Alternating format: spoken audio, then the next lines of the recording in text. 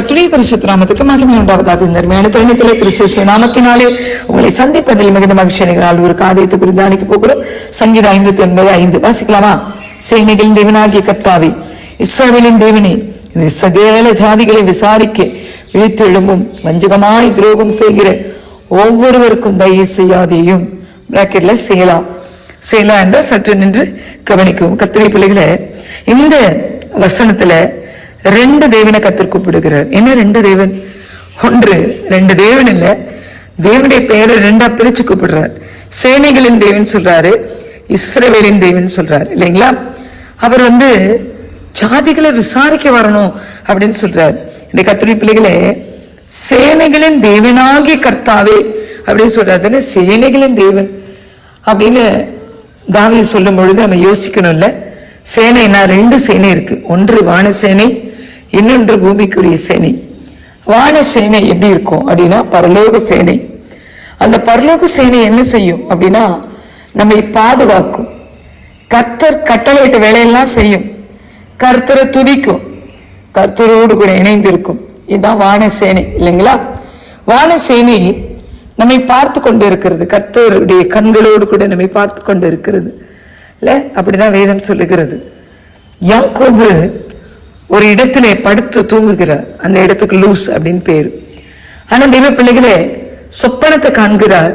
சொப்பனத்துல ஏணி வைக்கப்பட்டு ஏணியில தெய்வத்தோடைய ஏறதை இறங்குறதை பார்க்கிறார். உச்சியில ஏணி உச்சியில தேவகுமாரனுக்கு ஒருவராய் ஒருத்தர் நிற்கிறார், தேவன் இருக்கிறார் இல்லைங்களா? அதையும் பார்க்கிறார். அது அந்த சொப்பனம் வந்த மாத்திரத்தில் அவர் எழுந்து அந்த இடத்துக்கே பேரை மாத்துறார். தேவ சேனை உங்களை சந்திக்குமானால் எல்லாம் மாறி போகும் என்பதற்கு அடையாளம் தான் அது. எல்லாமே மாறி போகும். பெயர் மட்டும் இல்ல, உங்க வாழ்க்கையினுடைய ஆதாரங்களே மாறி போகும். தேவ சேனை உங்களை சந்திக்க வருமானால். அது யாக்கோபை சந்தித்தது, எலியாவை சந்தித்தது, எலிசாவை சந்தித்தது. என்னாச்சுங்க? அவருடைய வாழ்க்கையினுடைய எல்லா காரியம் மாறுச்சு. தேவ பிள்ளைகளே, அதுதான் வான சேனைக்குரிய அதிகாரம். அப்ப பூமிக்குரிய சேனை என்ன செய்யும்? பூமிக்குரிய சேனைனா நீங்களும் நானும் தான். கர்த்தரை துதிக்கிற ஆராதிக்கிற கூட்டம் இருக்குல்ல, அதுதான் பூமிக்குரிய சேனை. இன்னைக்கு நீங்களும் நானும் என்ன செய்யறோம்? கர்த்தரை ஆராதிக்கிறோம், கர்த்தருடைய நாமத்தை உயர்த்துக்கிறோம், கர்த்தருக்காக ஊழியம் செய்ய ஓடுகிறோம். இந்த சேனை வாழும். ஆனா இந்த மனுஷிகமா மாம்சமா இருக்கிற காரியங்கள் முற்றிலுமாய் இல்லாமல் போய் நாம கர்த்தருடைய சேனையோடு கூட இணைந்து கொள்ளுகிற நாட்கள் வரும். வான சேனையோடு கூட இணைந்து கொள்ளுகிற நாட்கள் வரும் என்று வேதம் சொல்லுகிறது. அப்ப இன்றைக்கு பூமிக்குரிய சேனையால் உங்களை என்னை கர்த்தர் வைத்திருக்கிறார். அதுதான் சேனைகளின் தேவனாகி கர்த்தாவே. ஆமீன். அப்போ ஒண்ணு இல்ல, ரெண்டு இருக்கு இல்லைங்களா? இன்னைக்கு நீங்களும் நானும் அந்த சேனைக்குள்ள, சேனை அப்படின்னா என்னங்க? ஆர்மி என்ற அர்த்தம். அந்த ஆர்மிக்குள்ள நீங்களும் நானும் இருக்கிறோம்ல. அப்ப அந்த தேவனை தாவீது துதிக்கிறார். அப்ப உங்களுடைய தேவனை தாவீது துதிக்கிறார். இஸ்ரவேலின் தேவனே அப்படின்னு ஏதாவது சொல்றார். இஸ்ரவேலின் தேவனே அப்படின்னா என்னங்க அர்த்தம்? அவரை துதிக்கிற ஜனங்களுடைய சேனைகள் என்று அர்த்தம். இன்னைக்கு புற ஜாதிகளாக நீங்களும் நானும் கர்த்தரை துதிக்கிறோம். அது யாரால உண்டாச்சு? சிலுவையினால் சிந்தப்பட்ட ரத்தத்தினால் உண்டாச்சு. ஆனா அன்னைக்கு அதெல்லாம் கிடையாது. இஸ்ரவேலின் தேவன் அப்படிதான் அர்த்தம். இஸ்ரவேல் ஜனங்க மட்டும்தான் அவரை துதித்து தொழுது கொண்டாங்க. இன்னைக்கு யாரெல்லாம் ஆவிக்குள் நிறைந்து அவரை தொழுது கொள்கிறோமோ அத்தனை பேரும் இஸ்ரவேலின் சேனைகள். ஆமேன். கர்த்தருடைய பிள்ளைகளை, சகல ஜாதிகளை விசாரிக்க உங்க தெய்வம் தான் புறப்பட்டு போகிறது, என்னுடைய தெய்வம் தான் புறப்பட்டு போகிறது. அதுதான் தாவீது அன்றைக்கு ஆவிக்குரிய கண்களால் பார்த்து சொல்லி இருக்கிறார். ஆனா இன்றைக்கு அந்த சேனைக்குள் ஒரு பகுதியாய், அந்த சேனையாய் நீங்களும் நானும் நிற்கிறோமே, அதற்காகவும் ஆவிக்குரிய இஸ்ரவேலின் சேனையாய் நீங்கள் நானும் நிற்கிறோம், அதற்காகவும் கர்த்தரை துதிக்கலாம். இந்த கர்த்தர் உங்க கூட பேசியிருக்கிறார். நல்ல தெய்வமே, இந்த நாள்ல எங்களோடு பேசின நல்ல வார்த்தைகளுக்கா நன்றி. நாங்க இந்த சேனையில ஒரு பகுதியா இருக்கிறோம், நாங்களே அந்த சேனையாய் நிற்கிறோம், அதற்காக நன்றி. விழித்து எழுமுங்கப்பா, விசாரிங்க ஆண்டவரே, ஆசீர்வதிங்க. கேட்க போகிற பிள்ளைகளை ஆசீர்வதிங்க. இயேசுவின் நாமத்தில் பிதாவே, ஆமென். God bless you all. கிறிஸ்துவில் பிரியமானவர்களே, இந்த நாளுக்கென்று தேவன் நமக்கு அருளியிருக்கிற ஜீவ வார்த்தை ஏசாயாவின் புஸ்தகம் 54வது அதிகாரம் 17வது வசனம்.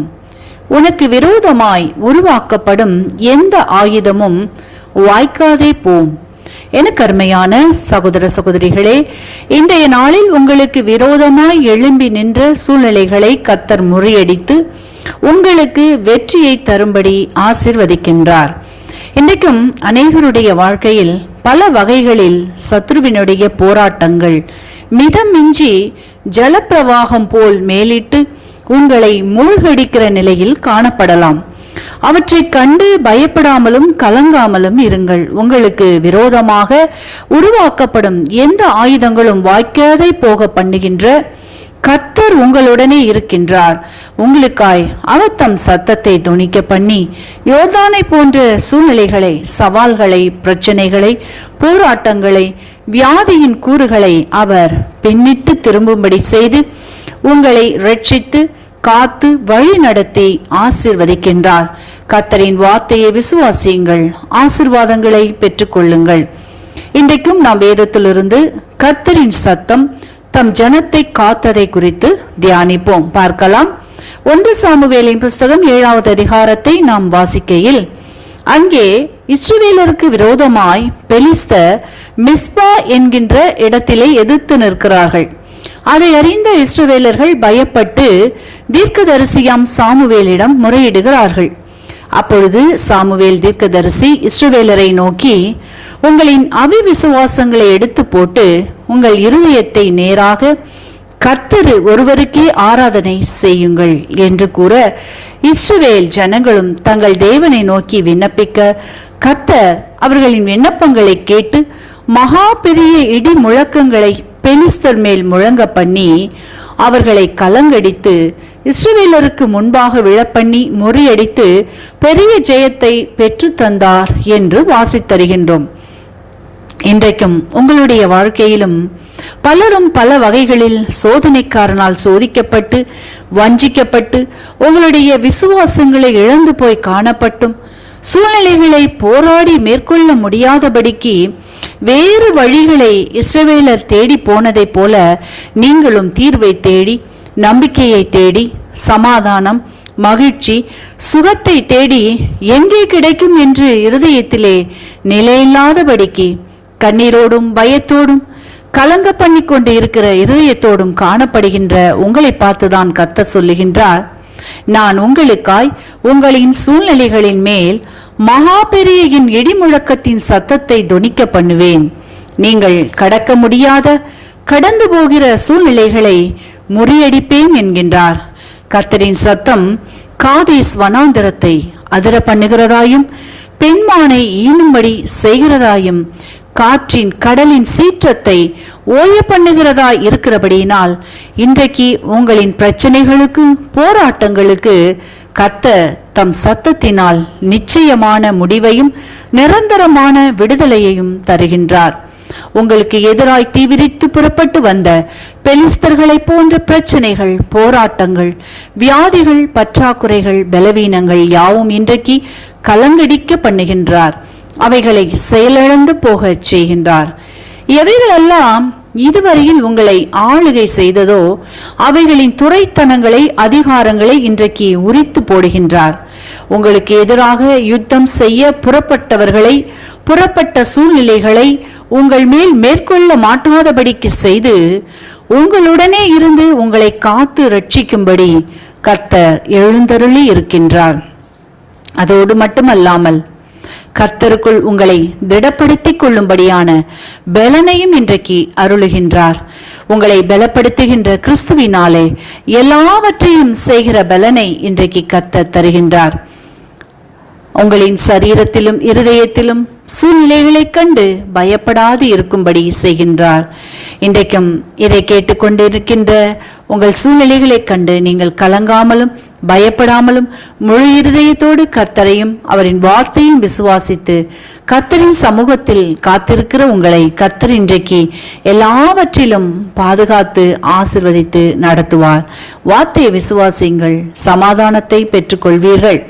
இன்றைக்கும் இந்த வார்த்தைகளை கேட்டுக்கொண்டிருக்கின்ற உங்களில் யாரேனும் உங்களின் பாவங்களுக்காக கல்வாரி சிலுவையில் மரித்து உயிர்த்தெழுந்த இயேசுவை அறியாமலும் விசுவாசியாமலும் இருப்பீர்களானால் இன்றைக்கு உங்களை ஒப்புக்கொடுங்கள், விசுவாசியுங்கள். இயேசு உங்களின் சூழ்நிலைகளையும் மாற்றி விடுவித்து வாழ வைப்பார், ஆசீர்வதிப்பார். இந்த வார்த்தைகள் மூலமாக கர்த்தர் இன்று உங்களை ஆசீர்வதிப்பாராக. ஆமென். கிறிஸ்துவுக்குள் பிரியமான சங்கமம் தமிழ் கிறிஸ்தவ வானொலி நேயர்களுக்கு அன்பின் வாழ்த்துக்கள். இன்றைய மன்னா. உங்களை அதிசயமாய் நடத்தி வந்த உங்கள் தேவனாகிய கர்த்தருடைய நாமத்தை துதிப்பீர்கள். என் ஜனங்கள் ஒருபோதும் வெட்கப்பட்டு போவதில்லை. யோவேல் 2:26. பிரியமானவர்களே, நீங்கள் வெட்கப்பட்டு போவதில்லை. தேவன் தம்முடைய ஜனங்களை திரும்ப திரும்ப திடப்படுத்தி, நீங்கள் கலங்க வேண்டாம், சோர்ந்து போக வேண்டாம், நீங்கள் வெட்கப்பட்டு போவதில்லை என்று சொல்லுகிறார். தேவ பிள்ளைகளே, வெட்கப்படுவது என்பது அவமானத்தை சகிப்பதாகும். புறஜாதியார் அந்நியர்கள் மத்தியில் தலைகுனிந்து வாழ்வதாகும். எதிர்பார்த்த நன்மைகள் கிடைக்காததால் நம்பிக்கை இழந்து ஜீவிப்பதாகும். மேலும் நிந்தையையும் அவமானத்தையும் சுமப்பதே வெட்கப்படுதல் என்று கருதப்படுகிறது. பிரியமானவர்களே, கர்த்தர் உங்களுடைய தேவனாய் இருக்கிறபடியால் அவர் உங்களை ஒருபோதும் வெட்கப்பட விட மாட்டார்.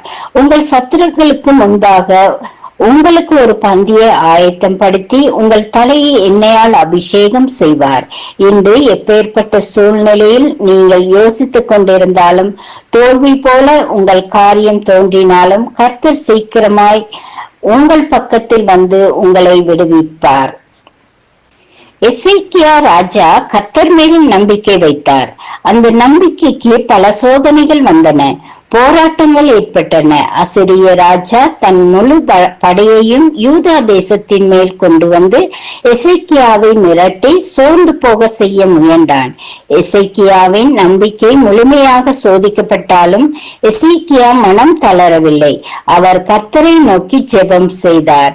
கர்த்தர் அந்த ஜெபத்தை கேட்டு தம்முடைய தூதர்களில் ஒருவனை அனுப்பி எதிரிகள் மேல் அற்புதமான ஜெயத்தை அளித்து பெரிய காரியத்தை செய்தார். எசேக்கியா தேவன் மேல் வைத்த நம்பிக்கையினால் அவர் வெட்கப்பட்டு போகவில்லை. அதுபோல தேவ பிள்ளைகளே, சிறிய காரியமோ பெரிய காரியமோ எந்த போராட்டம் வந்தாலும் தேவனிடத்தில் பூரண விசுவாசமாயிருங்கள். அவர் ஒருபோதும் உங்களை வெட்கப்பட்டு போக விட மாட்டார். ஆமேன். தேவன் தாமே இந்த வார்த்தைகளை கொண்டு ஒவ்வொருவரையும் நிறைவாக ஆசீர்வதிப்பாராக. God bless you. இன்றைய வேத வார்த்தை இன்றைய நாளிலும் 25ஆம் தேதி 4வது மாதம் 2026ஆம் ஆண்டு சனிக்கிழமை. இந்த கால வேளையிலும் வேத தியானத்துக்கு எடுத்துக்கொண்ட வேத பகுதி சங்கீதம் 119ஆம் அதிகாரம் 18வது வசனம். உமது வேதத்தில் உள்ள அதிசயங்களை நான் பார்க்கும்படி என் கண்களை திறந்தரலும் என்று கர்த்தருடைய வார்த்தை இந்த நாட்களிலே சொல்லுகிறதை பார்க்கிறோம். அருமை பிள்ளைகளே, இந்த சங்கீத புஸ்தகத்திலே இந்த சங்கீதத்தை எழுதின சங்கீதக்காரர் சொல்லுகிறார், ஆண்டவரிடத்திலே ஒரு ஜெபத்தை ஏறெடுக்கிறார். எப்படி என்றால், உமது வேதத்தில் உள்ள அதிசயங்களை நான் பார்க்கும்படிக்கு எனது கண்களை திறந்தரலும் என்று சொல்லி. அருமை பிள்ளைகளே, ஆண்டவருடைய வேதத்தை நாங்கள் பார்க்கும்படி நம்முடைய கண்கள் இந்த நாட்களிலே திறக்கப்படுமா இருந்தால், இந்த உலகத்திலே நடக்கிற காரியங்கள், நடக்க போகிற காரியங்கள் எல்லாவற்றையும் அங்கே இந்த நாட்களில் தேவன் நமக்கு வெளிப்படுத்துவார் என்பதைத்தான் இந்த வார்த்தையூடாக இன்றைக்கு நாங்கள் கற்றுக்கொள்ளக்கூடியதாக இருக்கிறது. இன்றைக்கு உலகத்திலே என்ன காரியம் நடக்கிறது, எப்படியாக அந்த உலகத்திலே நாங்கள் வாழ்ந்து கொள்ள வேண்டும், எப்படியாக அந்த நாட்களிலே நாங்கள் தேவனுடைய பிள்ளைகள் என்று அறிந்து கொள்ள வேண்டும் என்பதைத்தான் கர்த்தருடைய வார்த்தை இந்த நாட்களை நமக்கு கற்றுத்தருகிறதை பார்க்கிறோம். அது மட்டுமல்ல, ஆபத்துகளுக்கு தப்பித்துக் கொள்ளும்படியாக கர்த்தருடைய வார்த்தை இந்த நாட்களில் நமக்கு எச்சரிக்கிறதை பார்க்கிறோம். அது மட்டுமல்ல, தேவன் நம்மோடு கூட இருந்து நம்மை எச்சரித்து நடத்துகிற தேவனாயும் இந்த நாட்களில் இருக்கிறார் என்பதையும் நாங்கள் காணக்கூடியதாக இருக்கிறது. ஆண்டவருடைய அந்த வேத வார்த்தைகள், அருமையான அன்பு பிள்ளைகளே, அந்த வேத வார்த்தையில் உள்ள அதிசயங்களை நாங்கள் அனுதினமும் இந்த நாட்களை பார்க்க வேண்டும். இன்றைக்கு உலகத்திலே நடக்கிற காரியங்கள் எல்லாம் கிட்டத்தட்ட 2000 ஆண்டுகளுக்கு முன்பே இந்த நாட்களில் இந்த காரியங்கள் எல்லாம் இந்த நாட்களில் எழுதி வைக்கப்பட்டிருக்கிறதை பார்க்கிறோம். அருமையான அன்பு பிள்ளைகளே, ஆண்டவராய் இயேசு கிறிஸ்து வாழ்ந்த காலத்திலும் அதற்கு முன்பாக இருந்த காலத்திலும் எல்லா விதமான அதிசயங்களும் இந்த நாட்களில் அங்கே செய்யப்பட்டிருக்கிறதை பார்க்கிறோம். வேதம் சொல்லுகிறது, முந்தி நடந்தவைகள் தான் பின்பும் நடக்கும் என்று சொல்லி இந்த நாட்களில் இப்படியாக சொல்லப்படுகிறதை பார்க்கிறோம். அதனாலே கர்த்தருடைய வேத வார்த்தையை நாங்கள் பார்க்கும்படியாக அப்படி அதிசயங்களை நாங்கள் பார்க்கும்படியாக, அந்த அதிசயங்களை காணும்படியாக நம்முடைய ஆவிக்குரிய கண்கள் இந்த நாட்களில் திறக்கப்பட வேண்டும். வேதத்தை நாங்கள் வாசிக்கிற வேளையிலே அந்த வார்த்தை ஆவியாருடைய அபிஷேகத்தோடு இந்த நாட்களில் நாங்கள் வாசிப்போமா இருந்தால் அந்த வார்த்தையிலே தேவனுடைய மகிமையை காண முடியும். ஆண்டவர் செய்த மகத்துவத்தை காண முடியும். ஆண்டவர் நமக்காக செய்த காரியத்தை முதலாவதாக இந்த நாட்களை அறிந்து கொள்ள முடியும் என்பதைத்தான் இன்றைக்கு நாங்கள் பார்க்கிறோம். அன்பானவர்களே, இந்த நாளிலும் சில வேளைகளிலே நாங்கள் இந்த நாட்களிலே எதை செய்ய வேண்டும், எப்படியாக செய்ய வேண்டும் என்று நெருக்கத்தோடு இக்கட்டோடும் இந்த நாட்களில் இருந்து நாங்கள் அங்கேயே இந்த நாட்களை புலம்பிக் கொண்டிருக்கிறோம். ஆனாலும் கர்த்தருடைய வேத வார்த்தை இந்த நாட்களை நாங்கள் தியானிப்போமா இருந்தால் அந்த வேத வார்த்தை இந்த நாட்களை நம்முடைய வாழ்க்கையில் ஒரு திருப்பத்தையும், அங்கே இந்த நாட்கள் நம்முடைய வாழ்க்கையில் இந்த நாட்களில் அவரோடு ஐக்கியப்படுகிற ஒரு இணைப்பையும் இந்த நாட்களை கொண்டு வரும் என்பதைத்தான் இந்த வார்த்தையூடாக பார்க்கக்கூடியதாக இருக்கிறது. முதலாவது அவருடைய வேதத்தில் உள்ள அதிசயங்களை நாங்கள் பார்க்கும்படியாக எங்களுடைய கண்கள் திறக்கப்பட வேண்டும். அப்படி என்றால் தான் ஒரு கிறிஸ்தவன் ஆண்டவரோடு இந்த நாட்களை நடக்க முடியுமே ஒழிய இந்த நாட்களிலே, அல்லது அவன் உலக வாழ்க்கையிலே தான் இந்த நாட்களை தன்னுடைய வாழ்க்கையை இந்த நாட்களை கடத்த முடியும் என்பதைத்தான் இன்றைக்கு பார்க்கிறோம். அன்பு பிள்ளைகளே, இன்றைக்கு ஜனங்கள் சீரழிந்து போவதற்கு முக்கியமான காரியம் அவர்களுக்குள்ளே கர்த்தருடைய வேத வார்த்தை இந்த நாட்களில் இல்லாமல் இருப்பதுதான். அவருடைய வேத வார்த்தை அவர்களுக்குள்ளே இருக்குமா இருந்தால் அவர்கள் கல்வாரியை நோக்கி பார்த்து ஆண்டவருடைய கிரியைகள், ஆண்டவருடைய கிருபைகள் எல்லாவற்றையும் இந்த நாட்களில் பெற்று இந்த நாட்களில் அவர்கள் நடக்கிறவர்களாக இந்த நாட்களில் இருப்பார்கள் என்பதைத்தான் இந்த வார்த்தையூடாக நாங்கள் பார்க்கிறோம். அப்படியானால் இந்த நாட்களில் ஆண்டவரிடத்திலே நாங்கள் கேட்போம், அனுதினமும் ஆண்டவரே நம்முடைய வேதத்தில் உள்ள அதிசயங்களை நான் பார்க்கும்படியாக என்னுடைய கண்களை திறந்துள்ளேன். அப்படியானால் நான் உம்மோடு இந்த நாட்களில் நடப்பேன், சீராக நடப்பேன். ஏனோக்கு உம்மோடு நடந்தது போல, நோவா உம்மோடு நடந்தது போல, ஆபிரகாம் உம்மோடு நடந்தது போல, பழைய ஏற்பாட்டு பரிசுத்தவான்கள் உம்மோடு நடந்தது போல நாங்கள் உம்மோடு நடப்பதற்காக இந்த கடைசி காலத்திலே ஆண்டவரே வேதத்தில் உள்ள அதிசயங்களை காணும்படியாக என்னுடைய கண்களை திறந்தருளும் என்று நாங்கள் ஜெபம் பண்ணுவோமா? அப்படியாக ஜெபம் பண்ணுகிற வேளையிலே தேவன் நம்முடைய கண்களை திறக்கிற வேளையிலேயே எல்லாவற்றையும் நாங்கள் காணக்கூடியதாக இருக்கிறது. இந்த வாக்குத்தத்தம் உங்களுடைய வாழ்க்கையிலே ஒரு ஆசீர்வாதத்தையும் திருப்பத்தையும் கொண்டு வரும் என்று நான் விசுவாசிக்கின்றேன். அப்படியானால் ஆண்டவரிடத்திலே ஜெபம் பண்ணி கேளுங்கள், ஆண்டவரே என்னுடைய கண்களை திறந்தருளும், நான் அந்த வேதத்திலே உம்மை காண வேண்டும் ஐயா, உம்முடைய அதிசயங்களை காண வேண்டும் ஐயா, உம்முடைய பிரசன்னத்தை உணர வேண்டும் என்று சொல்லி இந்த நாட்களில் நாங்கள் கேட்டு இந்த நாட்களில் அதன்படியே ஜெபிப்போமா இருந்தால் கர்த்தர் நம்முடைய வாழ்க்கையில் ஒரு திருப்பத்தையும் அங்கே ஒரு சந்தோஷத்தையும் கொண்டு வருவார். கர்த்தர் தாமே இந்த வாக்குத்தத்தத்தினூடாக உங்களை ஆசீர்வதிப்பாராக என்று ஆண்டவராகிய இயேசு கிறிஸ்துவின் நாமத்திலே வாழ்த்தி ஆசீர்வதிக்கிறேன். ஆமேன், ஆமேன்.